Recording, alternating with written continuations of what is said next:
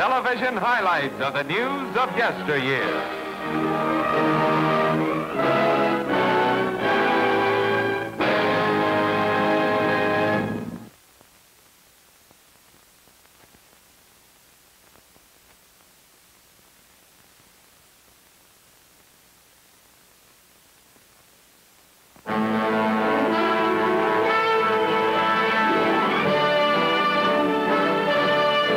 Freedom and the Fight That Failed. Helsingfors, Finland, April 13, 1918. In white uniform, Baron Carl Gustav Mannerheim leads his army of the people in triumph through the streets of Finland's capital.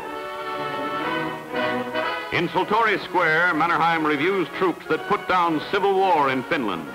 Grant of freedom as a state within the Russian Federation was not enough for the Finns. 11 months of conflict wins independence, free and clear. By 1935, years of peace have meant progress. Long a republic, Finland is now thriving. Prosperous and proud, Finns sport new and modern buildings in the snowbound cities of the ice-locked land. Newest of Scandinavian states, Finland stands alone among nations paying debts of World War I. In Washington, U.S. Secretary of the Treasury Morgenthau accepts this check from Finland and says, Mr. Minister, I accept with gratitude this payment. And I should like to congratulate your country, which during dark days as well as fair, has never failed to honor its obligations. But time and treachery snuff out Finland's lamp of freedom. It's 1939. A peaceful nation is at the threshold of war. Russian planes invade the Finnish sky. Children of the Child Republic are first to feel the blast of Russian bombs on Finnish soil. The heart of Helsingfors is shaken as Soviet shells crush the capital.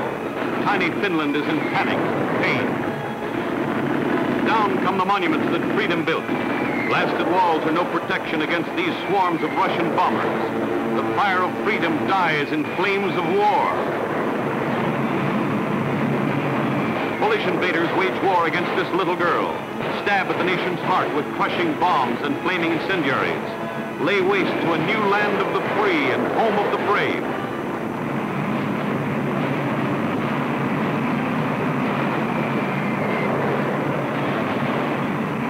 But Finland fights back. Outweighed, outmanned, outnumbered, Finns plan their counterattack. Soviets may command the sky of Finland, but the invader will meet resistance on Finnish soil. From behind the famed Mannerheim Line, field artillery peppers Soviet positions and brings the Russian invasion to a temporary stop. The world marvels as tiny Finland halts and holds the giant invader. Famed Finnish snow troops are the reason. Here they are in action that left many a Russian soldier dead in the December snow and gave hope that freedom and Finland would win. But Russian might is too much. March 12, 1940, Finland gives up. Aging General Mannerheim shakes hands with officers who fought beside him for victory that could not be. Freedom in Finland has failed.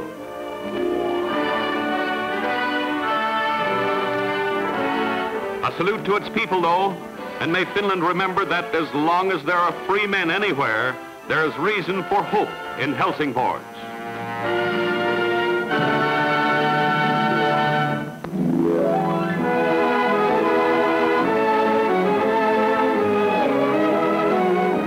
Beaux-Arts Ball. Fancy goes fantastic in Hotel Astor Ballroom for 1936 version of society's top shindig. Mrs. Reginald Vanderbilt rolls in as the sun goddess. Theme of the ball is astronomy. Cost of costumes, astronomical. 2,000 guests couldn't top Mrs. Stanwood Mencken in costume with neon lights. Even photographers need some fancy get-up to get in. Here's somebody named Gypsy Rose Lee looking comfortable in something called Eclipse of the Sun. Gertrude Lawrence and John Gielgud, a 1936 Hamlet, as night and day.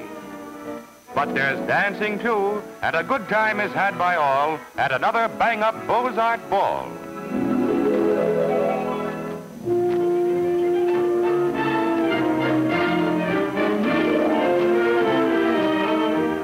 Here's Fannie Hurst, novelist, and Lummox, her lapdog. It's December 2nd, 1928. And Miss Hurst and Pat are at a benefit in New York for animal hospitals. Writer of best-selling novels, Miss Fannie Hurst. Founder of Czech Republic, Tomas Masaryk waves to Chicago crowds that honor him.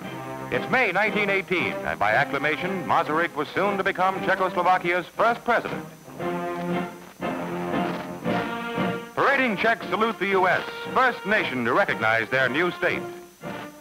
Prague, March 7th, 1930. Masaryk is 80 years old. Czechoslovakia says happy birthday, and Tomas Masaryk is proud and pleased. It's 1931. Fay Webb is a July bride, and Rudy Vallee is a bridegroom.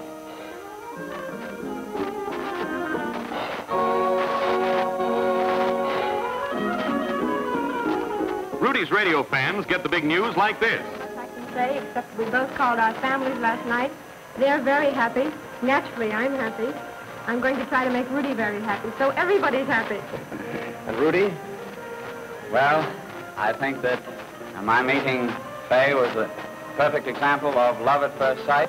At least I felt that she was going to be the ideal girl for me. And over a period of 2 years, she has come east to visit me 3 times. And we've both come to the conclusion that we could be a very, very happy pair. So we finally wound it up last Monday night. Here we are.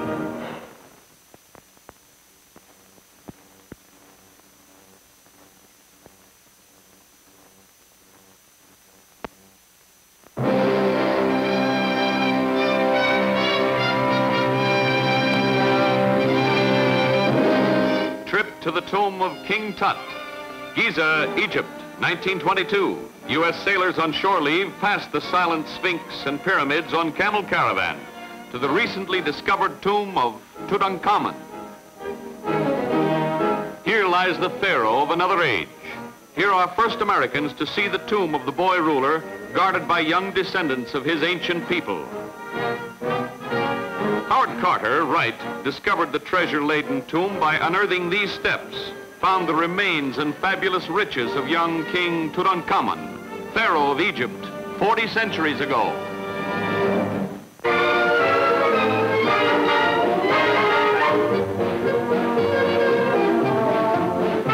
Hey, that's some straw. We're way back in 1927, and these girls are doing what they call the straw hat strut.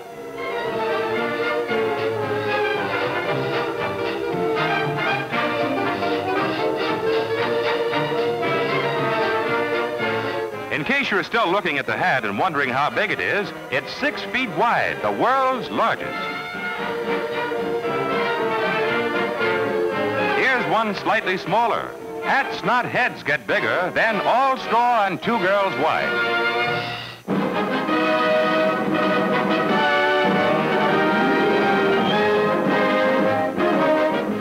Glenn Curtis and Glider, Manhasset Bay, New York, September 1922. Plane builder Glenn Curtis readies himself for something new in flying. Gliders have never taken off from water before this, but Curtis has the courage to see if this one will. Sitting in the cockpit, he's set for sailing and gliding. Towed by speedboat at 30 miles an hour, Curtis lifts his glider from the water. 140 pounds of airship takes to the air in another first for flying.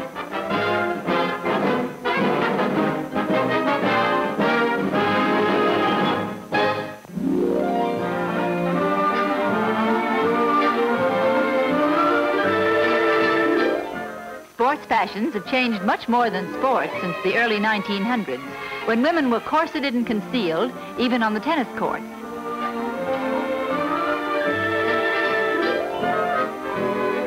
Looking for a bow with an arrow, our Wellesley College girls decorate the archery range in 1916 versions of the active sports dress. Plenty of bullseye appeal. Women became good golfers despite the elaborate costumes especially designed for the links in 1918.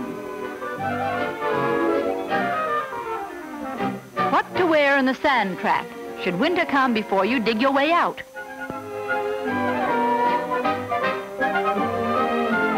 Remember these long-waisted, long-skirted, knitted outfits complete with cap and scarf. Just the fashions for the fairway. Two queens of the greens keep their eyes on the ball, and also our own hero in +4's jacket and cap. Par on any course. You take the fairway and I'll take the rough, and we'll still be in style at the 19th hole.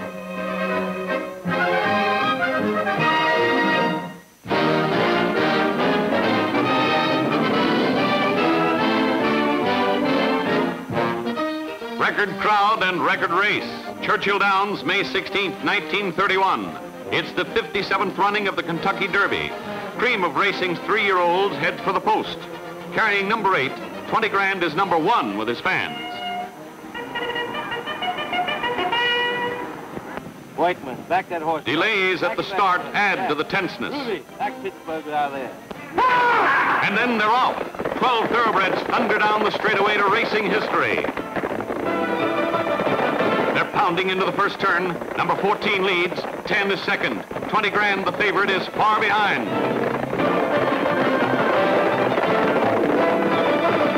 Rounding the turn and into the back stretch. The pace begins to tell. The field is spreading out. Slow in starting, the race is moving fast. In the lead now, number 12. The crowd looks for 20 grand. Now, far down the back stretch, he's pulling past the pack, moving in on the leaders. The pace is terrific, but so is the favorite. He's now 5th, and it's come on, 20 grand. Round the far turn and into the home stretch. Sweep All on the rail is pounding home, 20 grand second. Driving hard on the outside, the favorite takes the lead. And it's all over for Sweep All as the winner pulls away. In record time, a good day's work for a great horse, 20 grand.